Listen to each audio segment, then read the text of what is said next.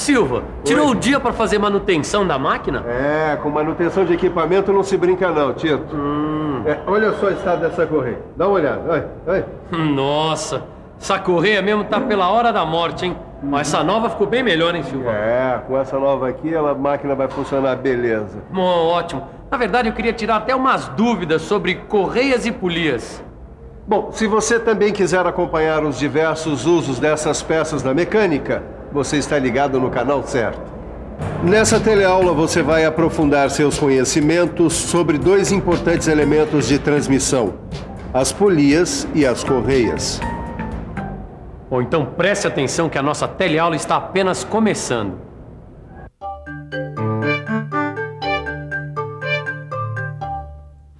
Acho que é essa aqui. Obrigado. Qual é o problema com a correia dessa máquina, hein? Não, nada muito sério. Eu estou só fazendo um ajuste para que ela funcione melhor. Aliás, você ficou de me explicar melhor alguns elementos de transmissão, tá lembrado? Então vamos começar logo pelas polias e correias. Polias e correias são elementos de máquinas que transmitem movimento. Então quer dizer que as correias transmitem movimentos de rotação e força. Isso mesmo. As correias transmitem movimento para as polias, que ficam distantes uma da outra. Dá uma olhada aqui. Polias, elas possuem uma face ou coroa onde se enrola a correia. Elas são presas a um cubo de roda, através de disco ou braços. E pelo que a gente pode ver aqui, o perfil da coroa da polia varia em função da correia utilizada. As correias mais usadas são as planas e as trapezoidais. Essas aqui têm a sua seção em forma de trapézio. As polias para correias planas podem apresentar dois formatos na sua superfície em contato com a correia. Olha só. Esta superfície pode ser plana ou levemente abaulada, quer dizer, curva. A polia com superfície abaulada é sempre movida ou conduzida. Ela é usada para evitar que a correia escape das polias quando em movimento. Silva, quais são os materiais que a gente utiliza para se fazer as correias planas? Bom, as correias planas podem ser feitas de couro de boi, de materiais fibrosos ou sintéticos à base de algodão, pelo de camelo, viscose, perlon, nylon, ou ainda um combinado, um misto de couro de boi e sintético. Certo. E as polias que recebem essas correias planas ou chatas? Bom, elas devem ter braços a partir de 200 milímetros de diâmetro. Bom, e se for menor ou maior que 200 milímetros? Abaixo desse valor, Tito, a coroa é ligada ao cubo por meio de um disco. Mas peraí, Silva. Essa polia tem canal. Ela não é usada com correia V, a tal da trapezoidal? Tem toda a razão. A correia em V ou trapezoidal é inteiriça e fabricada com seção transversal em forma de trapézio. Ela é feita de borracha revestida de lona e formada no seu interior por cordonéis vulcanizados para as forças. Ananias, eu só não entendi qual é a vantagem de se usar uma correia trapezoidal ao invés da correia plana. Olha, a correia trapezoidal, ela praticamente não apresenta deslizamento. Além disso, ela é bem mais silenciosa do que a correia plana. Tá aí. São dois bons motivos. Mas não são só esses. A correia trapezoidal, ela permite o uso de polias bem próximas.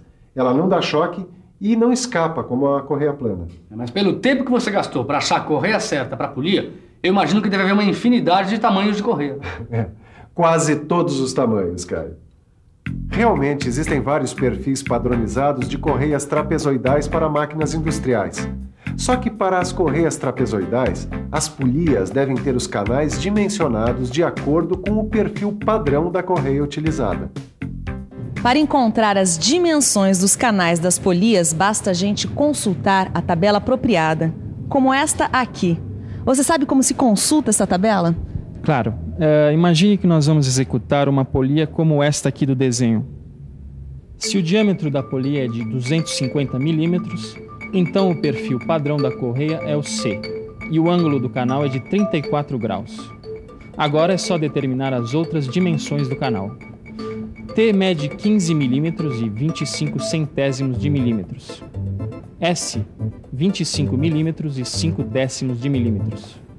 W, 22 milímetros e 5 décimos. Y, 4 milímetros. Z, 3 milímetros. H, 22 milímetros. K, 9 milímetros e 5 décimos. U, 1 milímetro e 5 décimos. E finalmente X mede 8 milímetros e 25 centésimos. Olha, Silva, com a ajuda dessa tabela, fica bem mais fácil encontrar as dimensões dos canais das polias que a gente necessita para cada caso. Ah, fica assim, Tito. E se você usar a polia certa numa determinada correia, aí sim fica garantida a função básica que é a transmissão. Você sabe, né, Tito? Na transmissão por polias e correias, a polia que transmite o movimento e força também é chamada de polia motora ou condutora. Ah, eu sei sim. Inclusive, a polia que recebe o movimento e a força é chamada de polia movida ou polia conduzida. Exatamente. Mas a maneira como a correia é colocada vai determinar o sentido de rotação da polia. Isso é tão fundamental na hora de colocar a correia na polia. Mas eu só tenho uma dúvida. Quanto ao sentido dessa rotação. Isso é fácil de entender. Chamamos de sentido direto de rotação quando a correia fica reta e as polias têm o mesmo sentido de rotação. Então quer dizer que nesta outra máquina encontramos o sentido de rotação inverso, com a correia cruzada e o sentido de rotação das polias sendo invertido. Bom, agora tem uma coisa. Tanto num caso quanto no outro, os eixos das polias estão em paralelo. Nesses casos, sim. Mas existem máquinas em que podemos observar perfeitamente o típico caso de transmissão de rotação entre eixos não paralelos. Ah, a transmissão é feita entre eixos perpendiculares entre si. Eu nunca pensei que isso fosse possível. E como faz para as correias ficarem esticadas? Para ajustar as correias nas polias mantendo a tensão correta, nós usamos o esticador de correia. Ele trabalha junto com as polias de diversas formas, dependendo da função e do tipo da correia. Não, e como é feita a representação dessas diferentes formas de polias? Bom, aí é melhor procurar a dupla que mais entende do traçado, Miguel e Ângela. Na verdade, não é difícil representar as diversas formas que as polias podem ter, dependendo da função e do tipo de correia que elas estarão ligadas. E se você duvida que é fácil fazer esta representação, acompanhe com a gente o desenho técnico de cada uma destas polias aqui. Esse aqui é o desenho técnico desta polia de aro plano. Simples, não? Tão simples quanto representar essa polia de aro abaulado. Mas igualmente fácil é fazer o desenho técnico desta polia escalonada de aro plano. Que tal a representação de uma polia escalonada de aro abaulado? Tranquilo, né? Mas não tanto quanto o desenho técnico desta polia com guia. E o que você me diz da representação desta polia em V simples? Quase tanto quanto fazer o desenho técnico desta polia em V múltipla. Agora que a gente já viu o desenho técnico, está na hora de pensar nos materiais de fabricação de polias. De que materiais são feitas as polias? Olha, para a construção dessas polias são usados ferro fundido, aços, ligas leves e materiais sintéticos. De todos esses materiais que você falou, qual é o mais usado? O mais usado mesmo é o ferro fundido. Só que a superfície da polia não deve apresentar porosidade. Caso contrário, a correia vai se desgastar muito rapidamente. Olha, Silva, essa polia ela não tem porosidade. Ela desgasta menos a correia. Essa daí tá ótima. Agora, para o serviço ficar perfeito mesmo, nós temos que conhecer a relação de transmissão.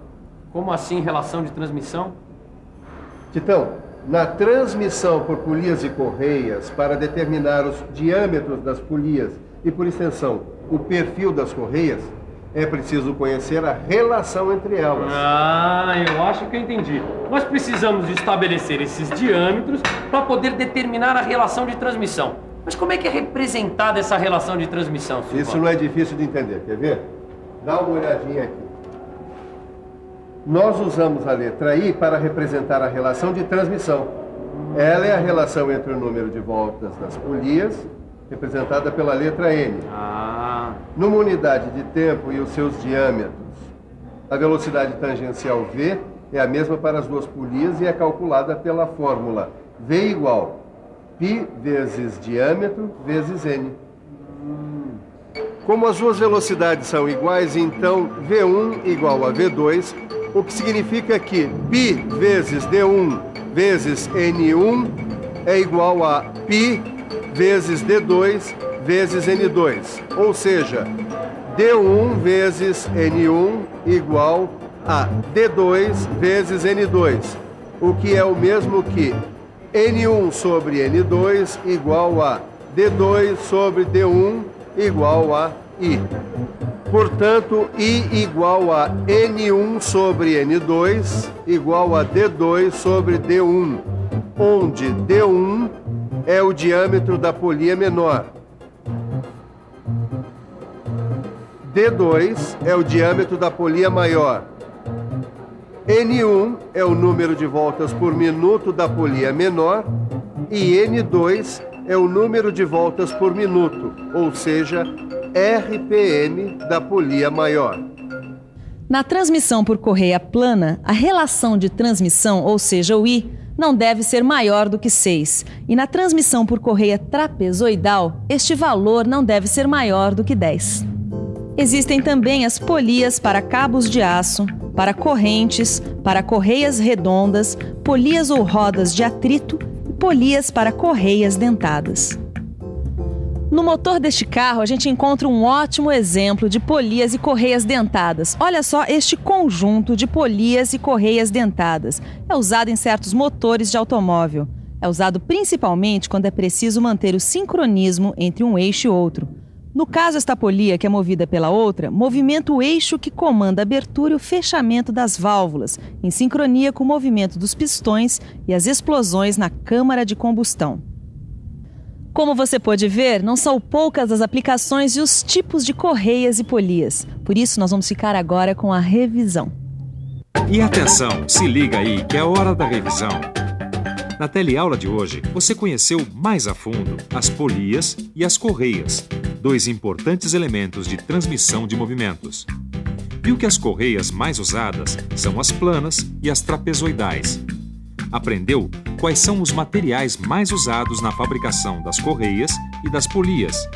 E, por fim, acompanhou o cálculo da relação de transmissão. Já que é comum falar em polias e pensar em correias, acho que a gente já deu uma boa olhada nelas hoje. Mas o assunto correias não termina aqui. Ele é o tema da nossa próxima teleaula. Até lá. Até.